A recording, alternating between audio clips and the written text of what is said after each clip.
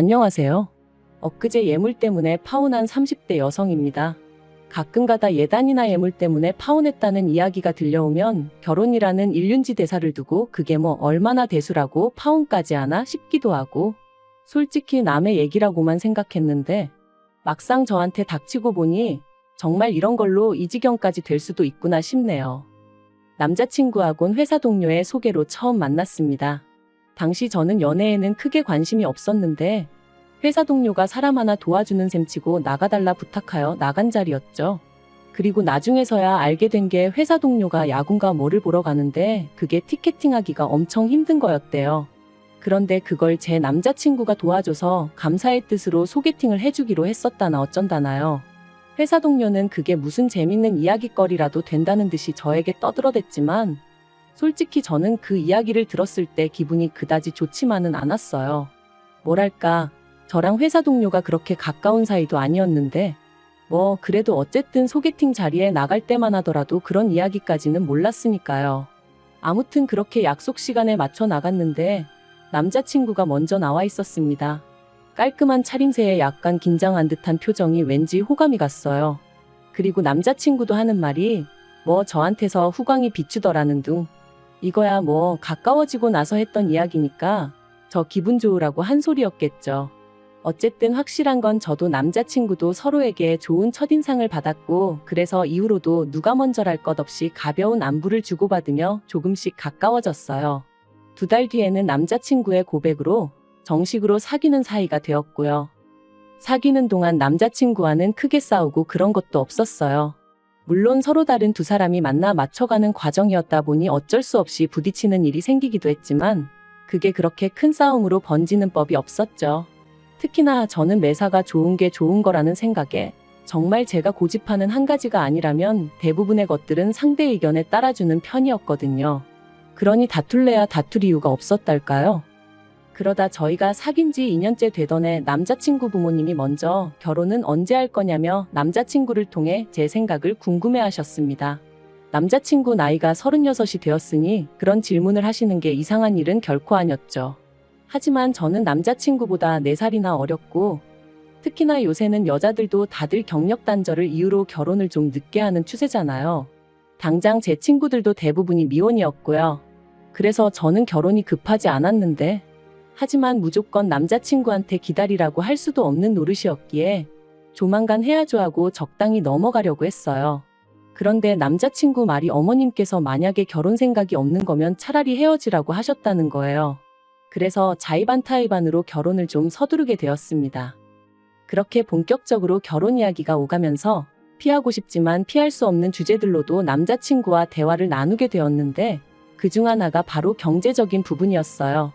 막연히 남자친구나 저나 별반 차이가 없을 거라 생각은 하고 있었지만 그래도 서로 모아둔 돈은 얼마나 되는지, 양쪽 부모님께서 어느 정도 도움을 주실 수 있는지, 혹은 도움을 드려야 하는 상황은 아닌지 대략적으로라도 이거저거 파악을 해두는 게 좋겠더라고요. 그리고 다행스럽게도 제 예상대로 아주 딱 들어맞는 것은 아니었지만 남편이나 저나 모아둔 돈도 비슷했고 양가의 재산 규모도 비슷한 수준이었습니다. 그래서 신혼집과 결혼에 수반되는 비용도 반반 부담하기로 이야기가 되었어요. 솔직히 요즘 시대에 남자 혼자 집을 해오는 일이 흔한 일이 아니라는 건 저나 저희 부모님도 잘 알고 있었으니까 반반 결혼을 한다는 게 그렇게 이상하단 생각도 아니었고요.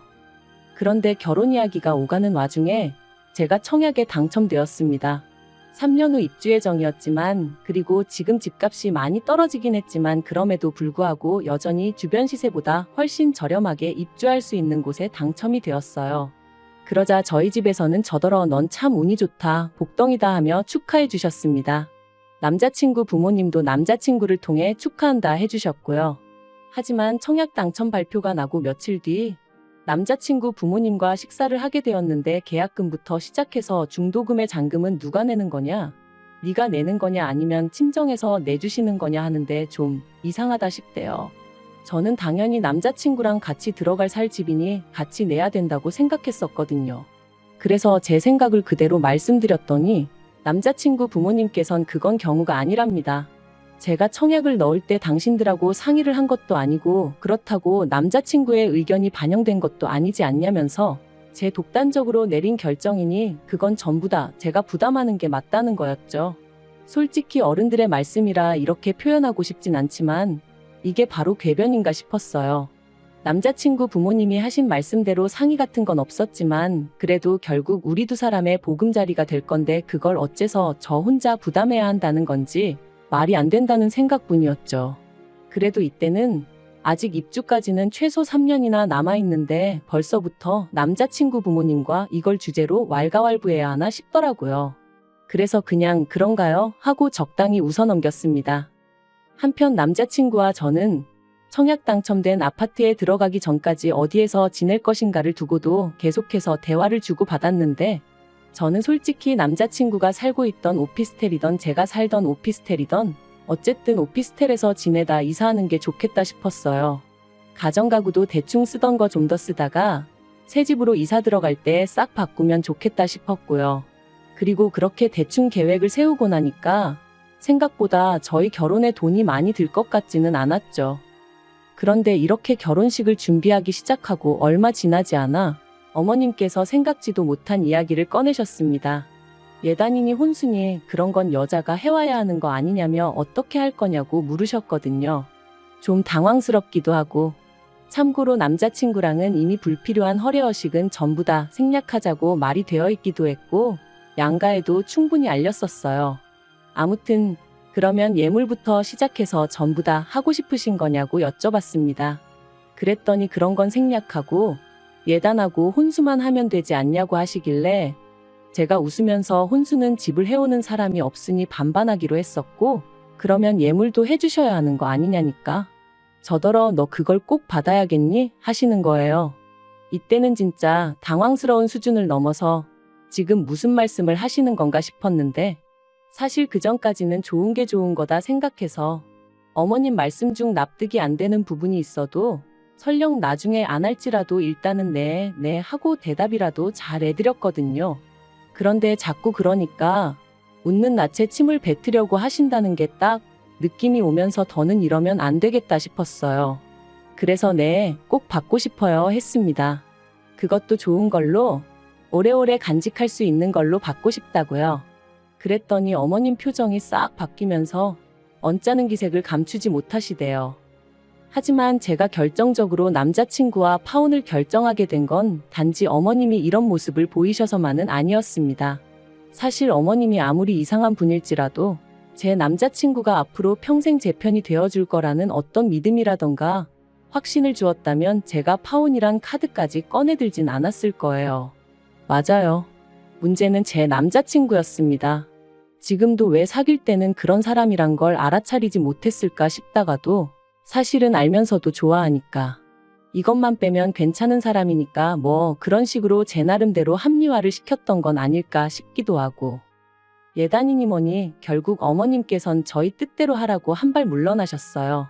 하지만 이미 저희 부모님도 상황을 어느 정도 아시게 되면서 특히나 이번엔 저희 어머니가 영 찜찜해 하셨습니다. 저희들이 좋다고 하여 생략하라 하긴 하셨지만 한편으론 그로 인해 두고두고 제가 시댁에서 얘기거리가 되는 건 아닐지 그게 걱정이 되시는 눈치셨죠. 까놓고 말해서 집에 아예 돈이 없는 것도 아닌데 괜히 아무것도 안 해보냈다가 제가 미움이라도 사면 어쩌냐면서요. 그리고는 며칠 뒤 부모님이 고민해 보셨는데 그러면 다른 건 그렇다 치고 차를 한 대 사주고 싶다 하셨습니다. 저는 이미 잘 끌고 다니는 차가 있는데 무슨 차냐고 필요 없다 했지만 그거라도 해줘야 마음이 편할 것 같다 하시면서 제 남자친구는 차가 없으니 둘이서 한 대씩 탄다고 생각하면 어떻겠냐 하시더라고요. 그리고 저는 그동안 차가 없어 불편하다, 자존심 상한다며 속상해하던 남자친구의 모습이 떠올랐고 그래서 결국은 받겠다 했어요. 차가 한 대 더 생기면 남자친구가 얼마나 좋아할지 상상하니까 제 기분까지 좋아졌었거든요. 바로 다음날 남자친구에게 소식을 전하니 아니나 다를까 좋아서 어쩔 줄 모르더라고요. 사실 꼭 그런 것은 아니었는데 남자친구는 거의 저희 부모님이 사주시는 차가 자기한테 주는 선물 정도로 생각하는 것 같았어요. 그리고 저는 잠깐 갈등하다가 그냥 그렇게 생각하게 내버려 두기로 했죠. 어차피 결혼하고 나면 니꺼 내꺼가 뭐 그리 중요한가 싶었으니까 그걸 굳이 이름표 붙여놓듯 할 필요는 없을 거다 싶었거든요. 아무튼 그래서 바로 딜러샵 여기저기 가보고 예산이 5천만 원 안팎이었기에 그 선에서 남자친구 의견을 거의 100% 반영하여 차를 골랐습니다. 정말 제 취향이라곤 쥐꼬리만큼도 반영되지 않았지만 그래도 남자친구 입이 귀에 걸린 걸 보니 그래, 좋은 게 좋은 거지 하게 되더라고요. 그런데 어떻게 보일지 모르겠지만 누군가는 제가 이상한 거라고 할 수도 있을 테지만 차 가계약까지 하고 온 날 문득 그래도 저희 부모님은 이렇게까지 신경을 써주시는데 남자친구도 그렇고 남자친구 부모님도 그렇고 어쩜 이리 조용하지 싶은 거예요. 솔직히 뭐 양복 한 벌 해주고 이러는 수준이 아닌데 이 이야기가 남자친구 부모님 귀에 안 들어갔을 리가 없는데 싶은 게, 그래도 처음엔 서운한 마음을 감추고 무슨 이야기가 나오겠거니 하고 기다렸어요. 그런데 하루하루 시간이 가고 어느덧 청첩장까지 나왔는데도 정말 저 뭐 필요한 거 없냐고 묻는 사람은 저희 부모님하고 제 친구들밖에 없었습니다.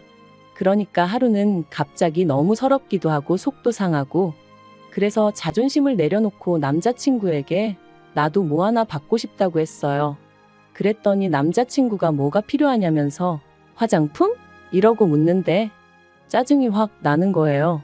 남자친구 입장에선 어쨌든 저희 부모님이 차를 해줬다고 생각하고 있었으면서 저한텐 기껏 물어보는 게 화장품이냐니. 그래서 아니, 나도 결혼 선물 받고 싶다고 그랬습니다. 당신은 우리 부모님한테 차를 받았으니까 나도 그 정도까지 비싼 건 아니어도 좋은 선물 하나 받고 싶다고요. 그랬더니 남자친구가 잠깐 생각에 잠긴 표정을 하더니 뭐가 필요한데? 하고 물어보대요. 그래서 나는 주얼리 한 세트를 받고 싶다고 했어요. 꼭 다이아가 아니어도 되지만 좋은 브랜드로 평소에 회사고 어디고 자주 하고 다닐 수 있는 걸로 말이죠. 그랬더니 그런 건 얼마나 해? 한 100만 원 하나? 하면서 종로 가서 사면 되냐는데 슬슬 속에서 왜인지 짜증이 올라오는 걸 꾹 눌러 참으며 종로는 브랜드는 아니라고, 나는 누가 들어도 알만한 브랜드에서 사고 싶다고 했어요. 그랬더니 남자친구도 좀 짜증난다는 표정으로 그런 건 나중에 되팔 때 브랜드 값은 하나도 못 받아 그러는 거예요. 어이가 없어서 아니 결혼 선물로 받는다는데 왜 되판다는 이야기가 나오냐고 따졌습니다.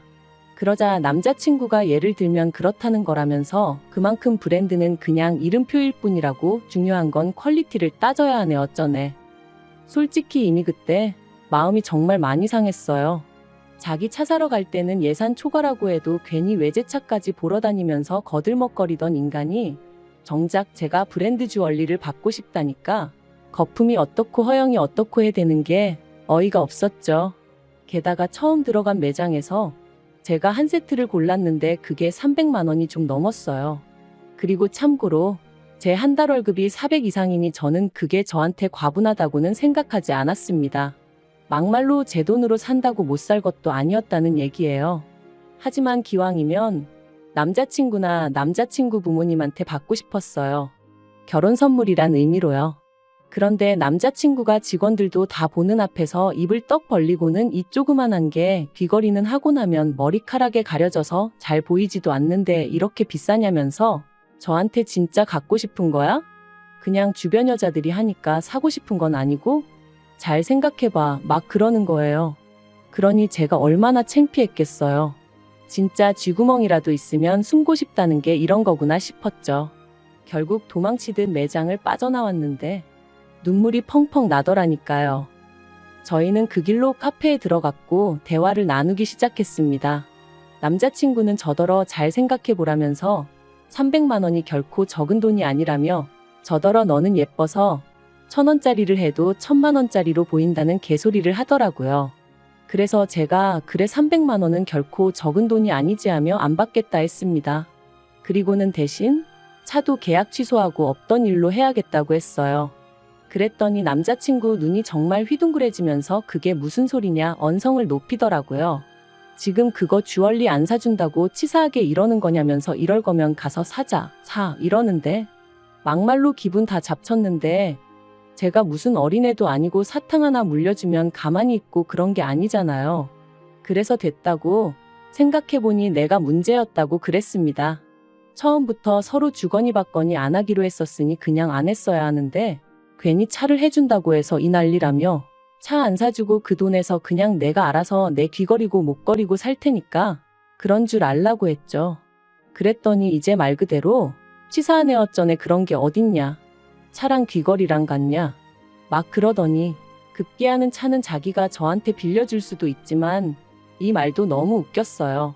우리 부모님이 사주는데 지가 왜 나한테 빌려줄 수도 있다고 그러는 건지. 아무튼 차는 뭐 저도 쓸 수 있는데 제가 사는 그 비싼 귀걸이 목걸이는 자기는 못하지 않냐면서 그러니까 처음부터 공정하지가 않다나요? 그래서 제가 그러니까 공정이고 나발이고 서로 주고받고 하지 말자고 하고 소리를 질렀죠. 그리고 집에 돌아왔는데도 어째서인지 분한 마음이 가라앉지를 않았습니다. 나를 뭘로 보고 내가 무슨 호구도 아니고. 그런데 그때 남자친구한테 전화가 왔어요. 자기가 생각을 해봤는데 일단 미안하다더니 어머님 아버님하고도 얘기를 했다면서 어머님이 주얼리 세트를 해주시겠다 하셨다나요. 그리고 그땐 저도 또 속없이 화가 좀 풀리는 기분이었죠. 그래서 그래 그럼 언제 사러 가 하고 물으니 단 조건이 있다면서 어머님 아는 분이 하시는 금은방에 가야 된답니다. 가서 제가 갖고 싶은 주얼리 세트 사진을 보여주면 거기 주인분이 최대한 비슷한 걸 찾아주신다고 하셨다나요. 이제 거기서 제가 완전히 소위 폭발을 한 거예요. 진짜 남자친구도 그렇고 어머님도 그렇고 사람을 뭘로 보고 이러나 싶은 게. 그래서 제가 다 때려치자 했습니다. 도대체 나를 뭘로 보고 이런 소리를 하는 건지 모르겠지만 나는 더는 못 참겠으니 결혼이고 뭐고 다 때려치자고요. 그랬더니 남자친구가 사람들한테 물어보래요. 300씩이나 하는 주얼리를 안 사준다고 파혼하자는 여자가 있다고 하면 사람들이 욕할 거라면서요. 그래서 저도 너야말로 사람들한테 물어보라 했습니다. 5천만 원짜리 자동차를 선물로 받으면서 300만 원짜리도 안 사주려고 했더니 파혼당했다고 한번 주변 사람들한테 말을 해보라고요. 그랬더니 남자친구가 씩씩거리기만 하고 더는 아무 말도 못하대요. 그래서 남자친구한테 그렇게 파혼 통보하고 차단해버렸습니다. 그랬더니 남자친구 어머님한테서 연락이 왔어요. 하신다는 말씀이 그러지 말고 대화로 잘 풀어야지. 당신이 살아보니까 그까짓 거 귀걸이 목걸이 그런 거 안 해도 아무 불편한 거 없다면서. 아직 제가 어려서 그렇지 나중에는 그 돈 아끼기를 잘했다 하는 때가 올 거라나요? 그래서 어머님한테 이런 전화 하지 마시라 불편하다 그랬네요. 사실 더 심한 말도 퍼붓고 싶었지만 그래도 어른이시고 괜히 제가 한마디 잘못하면 저희 부모님이 가정교육을 어떻게 시킨 거냐 어쩌냐 운운하실 게 뻔해서 말을 아꼈어요. 그리고 지금도 그때를 생각하면 그래서 분하기도 하지만 동시에 잘했다 참는 자가 이기는 거다 싶기도 해요. 정말이지 이런 식으로 파혼하게 될 줄은 몰랐기에 쪽팔리고 남사스럽지만 그래도 이혼보단 파혼이 낫다 하니 그걸 위로 삼으렵니다.